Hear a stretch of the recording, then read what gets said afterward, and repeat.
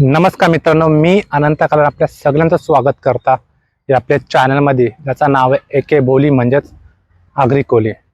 तर मित्रांनो, मागे मी मैताविषयी थोडीशी माहिती सांगलेली, म्हणजे मैता व ज्या विद्या केल्या जातात, ज्या वस्तू वापरल्या जातात ते विषयी मी थोडक्यात माहिती सांगलेली.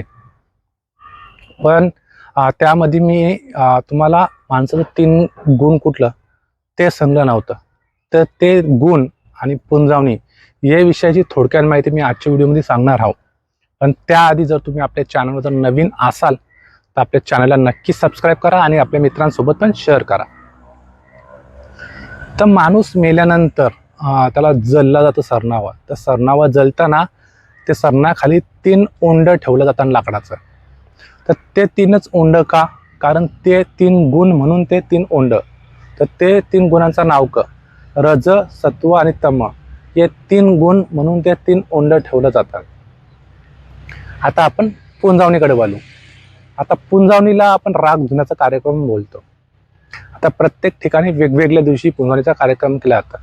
वेगवेगळ्या दिवशी म्हणजे दुसऱ्या किंवा तिसऱ्या दिवशी जो कार्यक्रम केला जातो. तर पुंजावणीच्या दिवशी सकाळी गायत्री मंत्र बोलून किंवा भटजीला बोलून घरात होम जळला जातं, कारण घर शुद्ध व्हावं म्हणून. त्यानंतर होम जळल्यानंतर जी पुरुष मंडळी आलेली असतात, पाहुणी मंडळी असतात, ती पाहुणी मंडळी स्मशानावर आग धुण्यासाठी जातात. आता स्मशानावर जाताना घरातून जेवण घेऊन जातात. तर तो जेवण कसा न्यायचा, तर त्याची पण एक पद्धत. तर तो जेवण डोमान घेऊन जाताना, आता डोम म्हणजे आपण भेलपुरी खाली असेल तेव्हा भेलपुरी घेताना आपण ती कागदाचा जसा आकार असतं असं बनवली जातं आकार, ते आकाराचं पलसाचं पानाचं 3 बनवलं जातात. तर ते आकाराला डोम असं बोलतात. आणि तो डोम असा घरातला एक वरिष्ठ माणूस किंवा गावातला एक वरिष्ठ माणूस ते 3 डोम असं हातान घेतात. ते हात पण कसं असं पाठीमागे ठेवायचं आणि घराच्या उंबरठ्यावर जाऊन बसायचा. आणि घराच्या उंबरठ्यावर जाऊन बसल्यानंतर ते डोमामध्ये जेवण दिलं जातं. तो जेवण आपण राग धुण्यासाठी घेऊन जातो. पण आता तुम्हाला बघायला भेटला असेल की माणूस जेव्हा तो जेवण डोमात घेऊन जातं, तो जेवण फक्त 5 पावलं पुढे जातं आणि तो जेवण पिवशीन घेऊन सरळ निघतं. पण तो जेवण खरं तर जोपर्यंत स्मशान येत नाही किंवा जोपर्यंत आपण तिथं स्मशान चितेला आग लावल्या तिथपर्यंत जाताना तो जेवण आपण पाठीमागे घेऊनच जायचं असतं. पण ठीक आहे, काही ठिकाणी स्मशान जास्त लांब असतं किंवा आणि आपण तो जेवण पण एका म्हाताऱ्या माणसाच्या हातात दिलं असतं, त्याला पण त्या गोष्टीचा त्रास होणारच. ते काळजीपोटी आपण तो जेवण मागं न ठेवता 5 पावलं फक्त पुढे चालतो. त्यानंतर तो जेवण आपण एका पिशवीमध्ये ठेवतो किंवा एका भांड्यामध्ये घेऊन तिथपर्यंत आपण पोचतो. आता तो माणूस तो जेवण पाठीमागेच हात का ठेवतं, असं बोललं जातं का जे पृथ्वीवर जो माणूस येतं तो जाणारच, आणि म्हणजे जो देह नाशिवंत आणि तो शरीर आता नष्ट झाले, त्या शरीराला तो जेवण द्यावा म्हणून तो पाठीमागे जेवण घेऊन जातात. त्यानंतर स्मशानावर गेल्यानंतर ती राख जमा केली जातं आंब्याच्या टाल्यामध्ये. आता एवढी फाटी किंवा एवढी लाकडं आपण जळलेली असतात ते चितेला, तर ती ढिगारा पण तो मोठाच असेल, तर तो काही राख त्या आंब्याच्या टाल्यानं जमा होणार नाही. मग त्यामुळे आपण ती फावड्यां किंवा जी वस्तू असेल ते वस्तू ती राख आम्ही जमा करून ठेवतो. आणि ती जमा केल्यानंतर त्याच्यातला थोडीशी राख आणि हाडका एका साईडला काढली जातात. का? कारण की ती हाडका आणि राख एका वाहत्या पाण्यात सोडायचे असतात. ते जमा केल्या राखीवर पाणी शिंपडलं जातं, म्हणजे राख धुवली जातात. त्यानंतर त्या राखावर 3 दगड ठेवली जातात. आता ते 3 दगड का? जसं तुम्हाला मी बोललो माणसाचं 3 गुण आहेत, त्यामुळे ते 3 दगडा रज, सत्व आणि तम ही 3 गुण म्हणून 3 दगडा. त्यानंतर ते 3 दगडाखाली आपण जे डोमान जेवण आणले असतं, 3 डोम घेऊन आपण जेवण घेऊन आलो, ते 3 पण डोम ते 3 दगडाखाली आपण ठेवतो. त्यानंतर त्याच्या खालती गरोलीचा ताना, त्याच्या भोवती गरोलीचा ताना गुंडाळलं जातं. त्याच्यानंतर त्याच्यावर एक तुळशीचं झाड लावलं जातं. आता तुळशीचं झाड का? आता तुम्हाला माहित असं माणूस मेल्यानंतर त्याला जाळण्यासाठी एक झाड तोडलं जातं. तसं त्याला एक झाड तोडला जातो, तसा माणूस मेल्यानंतर त्याचे विधी होताना एक झाड लावलं पण जातं. आता सध्या तरी मला असं वाटतं ही पद्धत कमी बघायला भेटतं.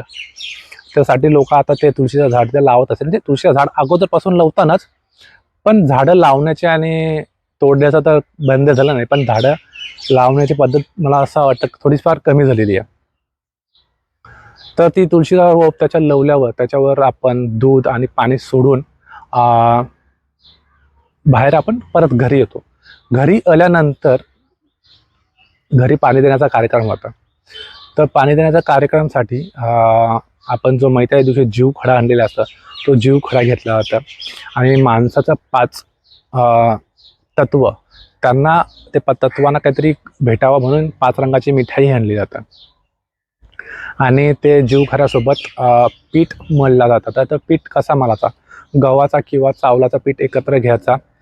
तो पीठ मलाचा, तो मलाचा पण कसा, ज्याने मैताच्या दिवशी खौर करलेलं असतं त्याच्या हाताने तो पीठ मलाचा, तो पण एकच हातान. तो पीठ मलून झाल्यानंतर त्याचं 9 तुकडं केलं जातं.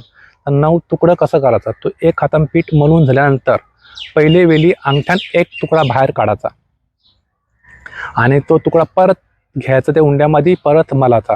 दुसरी वेळी परत त्याचा 2 तुकडा काढायचा, 1 आणि 2, आणि ते 2 तुकडं परत मिक्स करायचं. तिसरी वेळी परत 3 तुकडं काढायचा आणि 3 तुकडं एकत्र मिक्स करायचं. तर असं 9 पर्यंत तुकडे केले जातात. पण 9वे वेळी हातातला तुकडा पण मोजायचा असता. म्हणजे 8 तुकडं असं बाहेर पाडायचं, 1 2 3 4 5 6 7 आणि 8.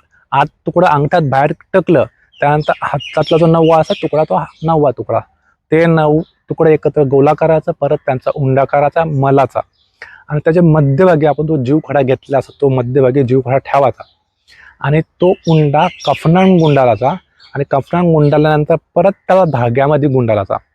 धाग्यात गुंडाळल्यानंतर तो उंडा एक टोपलीन ठेवला जातं आणि ती टोपली 2 माणसांच्या मध्यभागी, ते दोघांच्या गुडघ्यावर म्हणजे डोक्यावर असं ते माणसांनी बघायचं या पोझिशनमध्ये आणि त्याच्यानंतर ती भाकरीची टोपली तो उंडा ठेवली असतं, ती टोपली ते दोघांच्या गुडघ्यावर ठेवायची, डोक्यावर ठेवायची आणि त्याच्यावर पाणी देण्याचा कार्यक्रम चालू करतात. आता पाणीमध्ये का घेतात, एक भांड्यामध्ये पाणी घेतात, त्याच्यानंतर ते भांड्यामध्ये दूध, दुर्वा, फुलं, तीळ सर्व मिक्स केलं जातं आणि पाणी ओतताना त्याच्यातून दुर्वा घ्यायचा, ते उंड्यावर टाकायचा आणि अंगठ्यामध्ये पाणी वाहायचा त्याला. जसं आपण मैत्रीच्या दिवशी पाणी उवळला तसाच सेम पाणी ते उंड्यावर पुंजवणीच्या दिवशी वाहायचं.